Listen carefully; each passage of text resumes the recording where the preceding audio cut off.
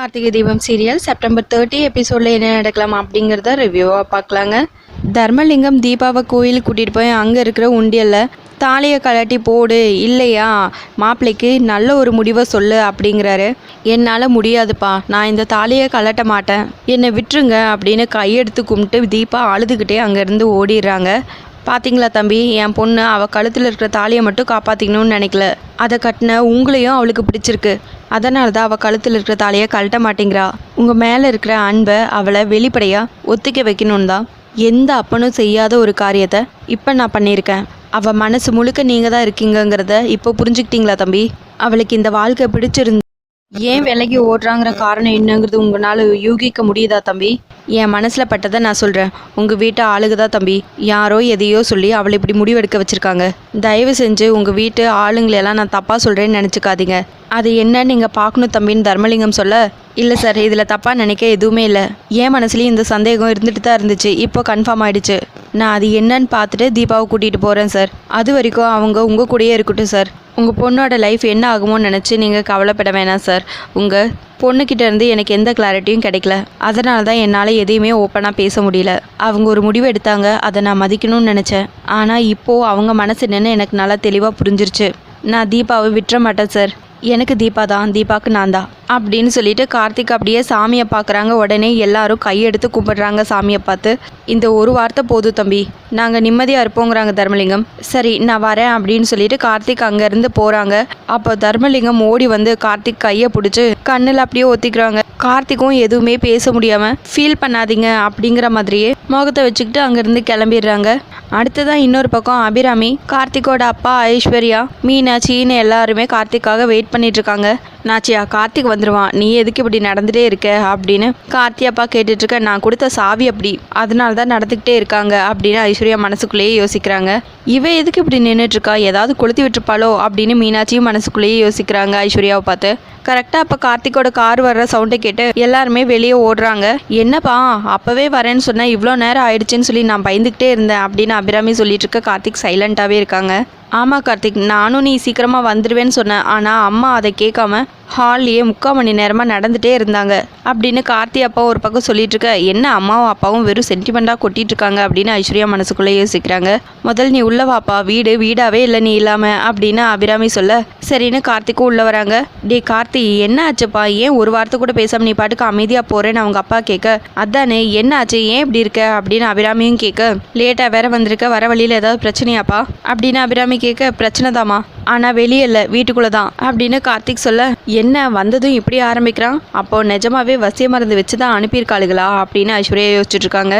வீட்டுக்குள்ளே பிரச்சனையா, என்னப்பா சொல்கிற அப்படின்னு கேட்டுட்ருக்க. ஆத்தாடி, என்னடா நம்மளை பார்க்குறான், ஆசிட் பேட்டரில் குணா நம்மளை வேற கோர்த்து விட்டானோ அப்படின்னு ஐஸ்வர்யா யோசிச்சுட்டு இருக்காங்க. கார்த்தி, இப்போ என்ன நடந்ததுன்னு வந்ததும் வராதுமா இப்படியெல்லாம் பேசிகிட்டு இருக்க, சொல்லு கார்த்தி, இந்த வீட்டுக்குள்ளே என்னப்பா பிரச்சனை அப்படின்னு அபிராமி அவங்க ஹஸ்பண்ட் மாற்றி மாற்றி கேட்டுட்ருக்காங்க. தீபா ஏமா இந்த வீட்டு விட்டு போனாங்கன்னு கார்த்தி கேட்க, அப்பா தப்பிச்சோம், ஆசிட் மேட்ரு இல்லை அப்படின்னு ஐஸ்வர்யா யோசிக்கிறாங்க. என்ன கார்த்தி, தீபா ஏன் வீட்டை விட்டு போனான்னு அவளே கோவிலில் எல்லார் முன்னாடியும் வச்சு சொன்னால, இப்போ எதுக்கு இதெல்லாம் கேட்குறேன்னு அவங்க அப்பா கேட்க, அது தீபாவா எடுத்த முடிவு இல்லைப்பா, யாரோ ஃபோர்ஸ் பண்ணி தீபாவா அவங்கள அந்த முடிவை எடுக்க வச்சிருக்காங்க அப்படின்னு கார்த்திக் சொல்லிட்டு இருக்க. ஆஹா, என்னடா இவன் புதுசாக ஏதோ உருட்டுறா அப்படின்னு யோசிக்கிறாங்க ஐஸ்வர்யா. தீபா ஏதோ உண்மையை சொல்லியிருப்பா போல இருக்கு, இந்த பள்ளி வேற ஏனோ முழிக்குது அப்படின்னு மீனாட்சி ஒரு பக்கம் மனசுல யோசிச்சுட்டு இருக்காங்க. என்ன நாச்சியா, இவன் ஏதோ புதுசாக ஒரு காரணம் சொல்லிட்டு இருக்கா, யாரோ ஃபோர்ஸ் பண்ணி தான் தீபா இந்த முடிவு எடுத்தான்னா, அப்போ நீ யாரை மனசில் வச்சுட்டு சொல்லிட்டு இருக்க அப்படின்னு அவங்க அப்பா கேட்டுட்ருக்க. கார்த்திக் உடனே ஐஸ்வர்யாவை பார்க்குறாங்க. என்ன கார்த்திக், நானும் வந்ததுலேருந்து பார்க்குறேன், நீங்கள் வந்ததுலேருந்து என்னையே ஏதோ சந்தேகத்தோடு பார்த்துட்ருக்கீங்க. இங்கே பாருங்கள், தீபா இங்கேருந்து போனதுக்கும் எனக்கும் எந்த வித சம்மந்தமும் இல்லை, நான் வேணும்னா எங்கே வேணாலும் வந்து சத்தியம் பண்ணுறேங்கிறாங்க ஐஸ்வர்யா. அப்போ கரெக்டாக அருண் வந்துடுறாங்க. என்ன சத்தியம் பண்ணுவேன் ஐஸ்வர்யா அப்படின்னு சொல்லி கேட்டுகிட்டே வராங்க. பாருங்க அருண், தீபா இங்கேருந்து போனதுக்கு நம்ம வீட்டில் உள்ள யாரோ ஃபோர்ஸ் பண்ணி அவளை அப்படி சபையில் வச்சு உங்கள் தம்பியை அசிங்கப்படுத்தினதுக்கு சொன்ன மாதிரி அவர் சொல்லிட்டு இருக்காரு. சொன்னதோடு இல்லாமல் இவர் ஏதோ சந்தேகத்தோடையே என்னை பார்த்துட்ருக்காரு, அதுதான் எனக்கும் அதுக்கும் எந்த விதமான சம்மந்தமும் இல்லைன்னு சொல்லிட்டு இருந்தேங்கிறாங்க ஐஸ்வர்யா. கார்த்தி, என்னடா இது, ஐஸ்வர்யா எப்படி ஏதாவது பண்ணியிருப்பான்னு டவுட் இருக்கா உனக்கு, அப்படி இருந்தால் சொல்லு, செவிலில் 4 வச்சு உண்மையை வர வைக்கிறேங்கிறாங்க அருண். ரொம்ப நல்லா இருக்குங்க, நீங்களே இப்படி இருந்தால் அப்போ மற்றவங்க சொல்கிறதுக்கு என்ன அப்படின்னு ஐஸ்வர்யா சொல்லிட்டு இருக்கா. ஐஸ்வர்யா கொஞ்ச நேரம் பேசாமல் இருக்கியா அப்படின்னு சொல்லிட்டு தீபா உங்ககிட்ட என்னப்பா சொன்னா? நம்ம வீட்டு ஆளுங்க தான் அவளை ஃபோர்ஸ் பண்ணி சொல்ல வச்சதா சொன்னாளா, இல்லை இவங்க தான் அப்படின்னு யாரையாவது குறிப்பிட்டு சொல்லி அனுப்பிச்சாளா அப்படின்னு அபிராமி கார்த்திகிட்ட கேட்க, தீபா எதுவும் சொல்லமா, அவங்க சொல்லவும் மாட்டாங்க. ஏன்னா அவங்கனால நம்ம குடும்பத்துக்குள்ள எந்த பிரச்சனையும் வரக்கூடாதுன்னு யோசிக்கிற கேரக்டர் அவங்க உண்மையான காரணம் என்னன்னு சொல்லாமல் அவங்க இந்த வாழ்க்கை பிடிக்கலன்னு சொல்லிட்டு போயிருக்காங்க. அவங்க இப்படி பொய்யான காரணம் சொன்னதுக்கு பின்னாடி நம்ம வீட்டு ஆளுங்க தான் இருக்காங்கங்கிறது நான் உறுதியாக நம்புறேன் அப்படின்னு கார்த்திக் சொல்ல, அது எப்படிப்பா நீ இப்படி உறுதியாக சொல்கிறேன்னு அபிராமி கேட்க, நான் வந்ததும் ஏன் லேட்டுன்னு கேட்டிங்களே, நான் தீபா வீட்டிலேருந்து கிளம்பும் போது அப்படின்னு சொல்லிட்டு ஃப்ளாஷ்பேக்கில் நடந்த எல்லா விஷயத்தையும் அபிராமி கிட்ட சொல்கிறாங்க. சொல்லி முடிச்சதும், அம்மா இதுக்கு என்ன சொல்கிறீங்க, கோவிலில் எனக்கு இது தாலியும் வேண்டாம் வாழ்க்கையும் வேணான்னு சொன்னவங்க இப்போ அந்த தாலியை கழட்ட மாட்டேன்னு சொல்லிட்டு ஏன் ஓடணும்?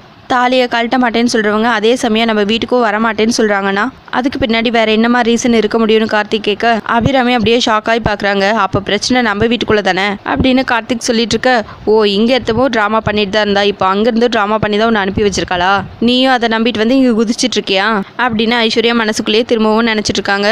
இதுக்கு யார் காரணம்னு அவங்களா வந்து ஒத்துக்கிற வரைக்கும் நான் இந்த வீட்டில் பச்சை தண்ணி கூட குடிக்க மாட்டேன் அப்படின்னு கார்த்திக் சொல்லிட்டு இருக்க. டே கார்த்தி என்னடா சொல்கிறேங்கிறாங்க அருண், நல்லா யோசிச்சு தான் சொல்கிறேன் அப்படின்னு சொல்லிட்டு அங்கேருந்து கிளம்ப, கார்த்தி நில்லுப்பா நான் சொல்கிறது கேளு அப்படின்னு கார்த்திக் அப்பா சொல்லிட்டு இருக்க, சாரிப்பா இந்த விஷயத்தில் நான் சமாதானம் ஆக மாட்டேன், தப்பாக எடுத்துக்காதீங்க அப்படின்னு சொல்லிட்டு அங்கேருந்து கார்த்திக் மேலே அவங்க ரூமுக்கு போயிடுறாங்க. இந்த அம்மா இவ்வளோ சைலண்ட்டாக இருக்கிறத பார்த்தா டவுட்டாக இருக்கே, ஒருவேளை இந்த அம்மா தான் பண்ணியிருக்குமோ அப்படின்னு ஐஸ்வர்யா யோசிக்கிறாங்க. இந்த வீட்டில் என்ன நடக்குதுன்னு ஒன்றும் புரியலங்கிறாங்க கார்த்திகோட அப்பா. கார்த்திக் தனியாக அவங்க ரூமில் வந்து உட்காந்து தாலி பிரித்து கோக்குற ஃபங்க்ஷன் அன்னைக்கு தீபா பேசினது, அதுக்கப்புறம் அவங்க தாலி கழட்ட மாட்டேன் ப்ளீஸ்ப்பா என்னை விட்டுருங்க அப்படின்னு சொல்லிட்டு அழுதுட்டு ஓடினது, தர்மலிங்கம் ஃபீல் பண்ணி பேசினதுன்னு இந்த மாதிரி எல்லாத்தையும் யோசிச்சு அப்படியே கன்ஃபியூஸ் ஆகிட்டு இருக்காங்க. அந்த டைமில் கரெக்டாக மீனாட்சி வராங்க. கார்த்தி டோரை ஓப்பன் பண்ணுங்க அப்படின்னு சொல்லிட்டு டோரை தட்ட, கார்த்திக் டென்ஷன் ஆகிட்டு போய் அப்படியே டோரை ஓப்பன் பண்ணுறாங்க. என்ன நீ சொல்லுங்க அப்படின்னு சொல்லி கேட்க, என்ன கார்த்தி இது தீபாவை இந்த வீட்டு ஆளுங்க தான் ஏதோ ஃபோர்ஸ் பண்ணி அனுப்பிட்டாங்கன்னு சொல்லிட்டு வந்துட்டீங்க, எனக்கு ரொம்ப கஷ்டமாக போச்சுங்கிறாங்க மீனாட்சி. அப்போ நீங்கள் எதுவும் பண்ணலல்ல அப்படின்னு கார்த்திக் கேட்க, என்ன கார்த்தி என் மேலே சந்தேகப்படுறீங்களா அப்படின்னு கேட்க, நீங்கள் பண்ணலன்னா ஃப்ரீயாக விடுங்க நான் பண்ணவங்கள சொல்கிறேங்கிறாங்க கார்த்திக். நீங்கள் வேற அத்தைக்கிட்ட அப்படி பேசிட்டு வந்துட்டீங்க, அவங்க அப்படியே உடஞ்சி போய் உட்காந்துட்டு இருக்காங்க தெரியுமா அப்படின்னு மீனாட்சி சொல்லிட்டு இருக்க. ஒருவேளை நீங்கள் அத்தையை சந்தேகப்படுறீங்களா அப்படின்னு கேட்க, ஒருவேளை நட்சத்திரம் இருந்த டைமில் இந்த மாதிரி ஏதாவது ஆகிடுந்தா ஒருவேளை அவங்க தான் பண்ணியிருப்பாங்கன்னு நான் யோசிச்சிருப்பேன். ஆனால் இப்போது அவங்க உண்மையெல்லாம் தெரிஞ்சு தீபாவை ஏற்றுக்கிற மனநிலையில் தான் இருந்தாங்க. அது மட்டும் இல்லாமல் நானும் தீபாவை ஏற்றுக்கிறேன் அப்படின்னு சொன்னதும் அவங்களும் ஏற்றுக்க தயாராகிட்டாங்க அப்படின்னு கார்த்திக் சொல்லியிருக்கா. அப்போ எனக்கு ஐஸ்வர்யா மேலே தான் கார்த்திக் டவுட்டாக இருக்குங்கிறாங்க மீனாட்சி. என்ன நீ சொல்கிறது, எனக்கு யாரை நம்புறது யாரை நம்ப வேணானே புரியல. தீபாவோட யாருக்காவது ஏதாவது பிரச்சனை இருந்திருந்தா அதை என்கிட்ட சொல்லியிருக்கலாம், பாவம் அதை விட்டுட்டு அவங்கள போய் மிரட்டி எமோஷனல் பிளாக்மெயில் பண்ணியிருக்காங்க. தீபா மனசுடைஞ்சு போய் இப்படி ஒரு முடிவு எடுத்திருக்காங்க. அவங்க அழுதுட்டு போனதை என்னால் பார்க்கவே முடியல. நாங்கள் பர்ச்சேஸ் போனப்போ கூட அவங்க ஆசையாக தாலி பிரித்து கூக்குற ஃபங்க்ஷனை பற்றி பேசிகிட்டு இருந்தாங்க. எப்போவும் அவங்களுக்கு இருக்கிற தயக்கத்தோட என்கிட்ட பேச ட்ரை பண்ணாங்க. பாவம் நீ ரொம்ப நல்ல பொண்ணுன்னு கார்த்திக் சொல்லிட்டு இருக்க. கண்ணுக்கு முன்னாடி அவங்க கஷ்டப்பட்டுட்டு இருக்காங்க. தெரிஞ்சோ தெரியாமலோ நானும் அவங்க கஷ்டத்துக்கு ஒரு ஆளாயிட்டேன். எவ்வளோ சீக்கிரம் இந்த சிக்கல்லேருந்து அவங்கள வெளியே கொண்டு வர முடியும்னு யோசிக்கிறேன். சரி அண்ணி நீங்கள் கிளம்புங்க, நான் கொஞ்ச நேரம் தனியாக இருக்கணும் அப்படின்னு கார்த்திக் சொல்ல, நீங்கள் சாப்பிட்டு வந்துருங்களேன் கார்த்திங்கிறாங்க மீனாட்சி. அண்ணி இந்த பிரச்சனைக்கு யார் காரணம்னு தெரியாமல் இந்த வீட்டில் பச்சை தண்ணி கூட குடிக்க மாட்டேன்னு நான் சொன்னது சும்மா கோவத்தில் சொன்ன வார்த்தைன்னு நினச்சிடாதீங்க. இது என்னோட வாழ்க்கை பிரச்சனை, நான் அவ்வளோ வேதனையோடு இருக்கேன். எனக்கு இதுக்கு ஒரு முடிவு தெரிஞ்சாகணும். அது வரைக்கும் இது வீட்டில் நான் ஒரு கெஸ்ட் மாதிரி தான் இருப்பேன். யார்கிட்டையும் நான் அது வரைக்கும் பேச மாட்டேன். தயவு செஞ்சு என்னை தனியாக இருக்க விடுங்க ப்ளீஸ்ன்னு கார்த்திக் சொல்ல, உடனே மீனாட்சி அங்கேருந்து கிளம்பிடுறாங்க. அடியே தீபா எதையுமே கார்த்திகிட்ட சொல்ல மாட்டேன்னு சொல்லி மொத்த உண்மையும் கார்த்திகிட்ட சொல்லி கொம்பு சீவி விட்டுருக்கியா எனக்கு எதிராக உன்னை அப்படின்னு நினச்சிட்டு உடனே அபிராமி தீபாவுக்கு கால் பண்ணுறாங்க. சரின்னு அவங்களும் அட்டன் பண்ணி பேசுகிறாங்க. ஏண்டி ரொம்ப நல்லவ மாதிரி இந்த வீட்டுக்கே வரமாட்டேன்னு சொல்லிட்டு போனேன், இப்போ என்ன திரும்ப வீட்டுக்குள்ளே வரதுக்கு பிளான் போட்டு என் பையனுக்கு கொம்பு சீவி விட்டு அனுப்பிச்சிருக்க? அன்னைக்கே கோவில் வச்சு உங்ககிட்ட என்னடி சொன்னேன், உனக்கு கார்த்தி தான் வேணும், அவன் கூட தான் சேர்ந்து வாழ்வேன்னு சொன்னான். தாராளமாக என் வீட்டுக்கு வாந்தானே சொன்னேனா இல்லையா? என்னடி வாய் திறக்காமல் இருக்க, என்ன ரெக்கார்ட் பண்ணுறியா? பண்ணிக்கோ. நான் என்ன ஒன்று அடிப்பேன் திட்டுவேன்னு ஏதாவது சொன்னேனா? நீ இங்கே வந்தா நான் இந்த வீட்டுக்குள்ளே இருக்க மாட்டேன்னு மட்டும்தானே சொன்னேன். நீயும் அதை கேட்டுட்டு ரொம்ப நல்லவ மாதிரி என்னால் உங்கள் குடும்பத்தில் ஒரு பிரச்சனையும் வேண்டாம், நான் எப்படி உங்கள் வீட்டுக்குள்ளே எதிர்பார்க்காம வந்தேனோ அப்படியே திரும்பி போகிறேன்னு சொல்லிட்டு தானே போனேன். கார்த்தி வந்து ஒரே அடியாக தீபான்னு தீபா புராணமே பாடிட்டு இருக்கான். இதுக்கு தான் திருவிழாங்கிற பேரில் அவனை மயக்கி அங்கேயே 3 நாள் வச்சிருந்தியா? இதை பாரடி, இப்போவும் நான் சொல்கிறேன், உன்னை எனக்கு பிடிக்காது. எந்த விதத்துலேயும் உனக்கு என் வீட்டுக்கு மருமகளாக வர தகுதி கிடையாது. நீ என் பையனுக்கு பொருத்தமான பொண்ணும் இல்லை. அன்னைக்கு உன் அண்ணி இங்கே வந்தப்போ உன்னை பற்றி அளந்து பெருமை பேசிட்டு போனா? ஏய், இதெல்லாம் நீ சொல்லி தான் அவள் பேசிட்டு போனாளா? நீ அன்னைக்கே முன்னோட்டை விட்டு தான் பார்த்துருப்ப போல. நான் தான் வெளுத்ததெல்லாம் பாலுன்னு நம்பி நீ சொன்ன சொல்ல நிப்பேன்னு நினச்சி அதெல்லாம் பெருசாக எடுத்துக்காமையே விட்டுட்டேன். இதை பார், உன் அண்ணி சொன்னது உண்மையாகவே இருக்கட்டும். நீ நல்லவளாகவே இருந்துக்கோ. உன்னை நல்லவே இல்லைன்னு நானும் சொல்லலையே. ஆனால் நீ நல்லவளாக இருந்தால் எல்லாருக்கும் உன்னை பிடிக்கணும்னு ஏதாவது கட்டாயம் இருக்கா என்ன? அபிராமி வீட்டுக்கு நல்லவளாக இருந்தால் மட்டும் பத்தாது மருமகளாக வர்றதுக்கு. புரியுதா? இப்போ எதுக்கு இதெல்லாம் பேசிட்டு இருக்கேன்னு பார்க்குறியா? நீ என்னதான் பிளான் போட்டு கார்த்தியை வசியம் பண்ணி வச்சாலும் உன்னால் இந்த வீட்டுக்கு திரும்ப வர முடியாது. உன் கனவு என்றைக்கும் பழிக்கவே பழிக்காதுன்னு சொல்கிறதுக்கு தான் நான் ஃபோன் பண்ணேன். வெயிடி ஃபோனை அப்படின்னு சொல்லிட்டு ஃபோனை கட் பண்ணிடுறாங்க அபிராமி. இவ்வளோ நேரம் தீபா தான் காதில் ஃபோனை வச்சுருக்காங்க அப்படின்னு அபிராமி நினச்சி எல்லா உண்மையும் ஜானகி கிட்ட சொல்லிட்டாங்க. இதை கேட்டு ஜானகி பயங்கரமாக ஷாக் ஆயிடுறாங்க.